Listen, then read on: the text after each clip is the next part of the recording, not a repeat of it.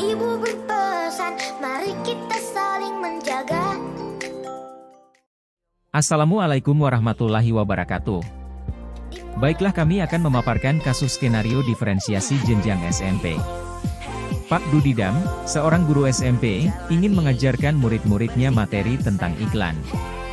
Tujuan pembelajarannya adalah murid-murid dapat menangkap makna secara kontekstual terkait fungsi sosial, struktur teks, dan unsur kebahasaan dari iklan tentang produk dan jasa. Pak Dudidam lalu membuat skenario pembelajaran sebagai berikut.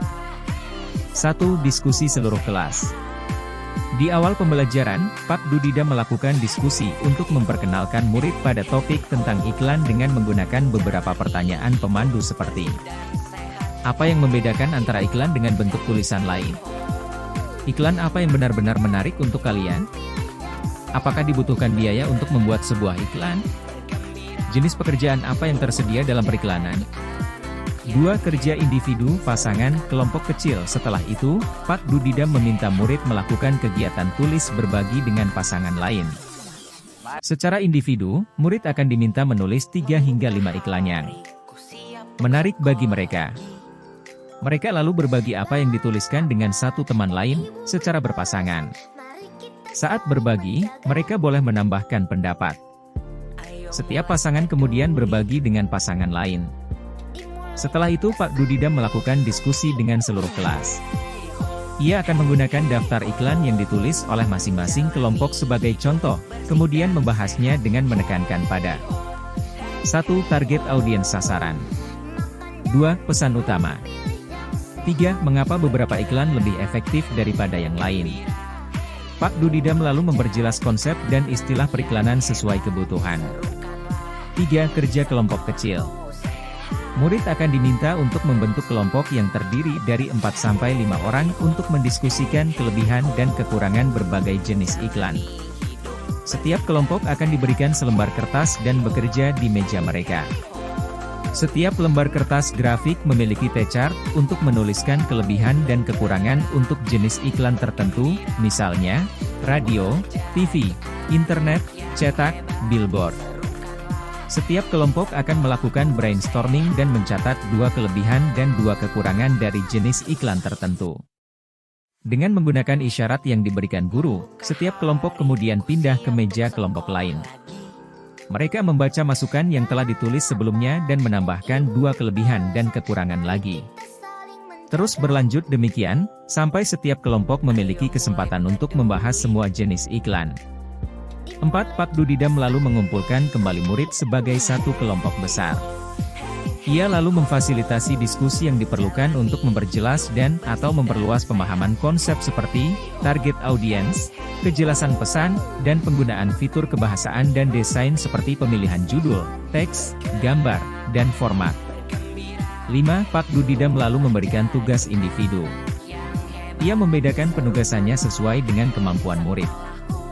Tugas yang harus dikerjakan murid adalah membuat iklan yang secara efektif akan mempromosikan produk atau jasa atau acara, sesuai dengan yang dijelaskan dalam skenario yang diberikan. 6. Pak Dudidam menetapkan skenario tugas yang berjenjang sesuai dengan pengetahuan dan pemahaman konsep murid-muridnya. Perbedaan skenarionya adalah: skenario 1 bersifat lebih konkret dan terstruktur dengan petunjuk, langkah demi langkah dan mencakup semua informasi yang diperlukan untuk menyelesaikan tugas. Skenario 2 kurang terstruktur dan lebih terbuka dibandingkan skenario 1.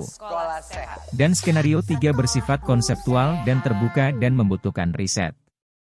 7. Pak Dudidam mendorong murid untuk memilih lokasi di kelas yang mendukung cara mereka belajar dengan baik, misalnya, sendirian di tempat yang tenang, dekat teman untuk memudahkan bertanya jika bingung, atau di area ruangan yang lebih ramai bersama murid-murid lain yang memungkinkan mereka untuk saling berbagi ide. Demikianlah kasus yang kami paparkan. Selanjutnya mari kita simak hasil kerja kelompok kami selanjutnya. Baiklah, kami akan menganalisis hasil skenario pembelajaran diferensiasi kami dari kelompok 1. Jawaban kami adalah nomor 1. Dari skenario pembelajaran yang telah ditelaah, apakah kebutuhan belajar murid yang berusaha dipenuhi oleh guru tersebut? Bagaimana cara guru tersebut menentukan kebutuhan belajar murid? Kebutuhan belajar murid yang berusaha dipenuhi oleh guru Pak Dudiman sepenuhnya telah menerapkan pembelajaran diferensiasi proses dalam tahapan proses diskusi.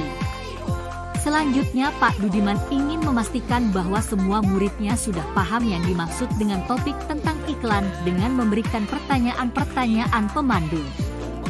Kebutuhan belajar yang digunakan Pak Dudiman adalah A. Kesiapan belajar murid. B. Minat belajar murid. C. Profil belajar murid. Kemudian, cara guru Pak Dudiman menentukan kebutuhan belajar muridnya dilakukan dengan cara menentukan tujuan pembelajarannya dan menyampaikan tujuan tersebut kepada muridnya, dan mengelompokkan murid sesuai hasil asesmen diagnostik atau kategori pemahaman yang telah dilakukan. Setelah itu murid akan dipasangkan dengan murid yang berbeda kategori, di mana ada murid yang memiliki pemahaman di atas rata-rata, pemahaman sedang, dan ada memiliki pemahaman di bawah standar. Nomor 2. Strategi pembelajaran berdiferensiasi apa yang digunakan?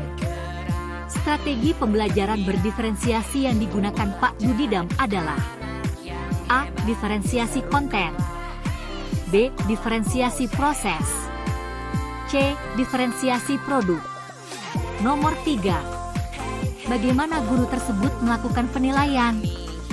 Pak Guru Dudiman melakukan penilaian dengan cara: pertama, assessment for learning atau penilaian dilakukan selama proses pembelajaran. Kedua, assessment as learning atau penilaian sebagai proses belajar dan melibatkan murid secara aktif dalam kegiatan penilaian. Demikianlah hasil diskusi kami dari kelompok 1. Terima kasih. Wassalamualaikum warahmatullahi wabarakatuh.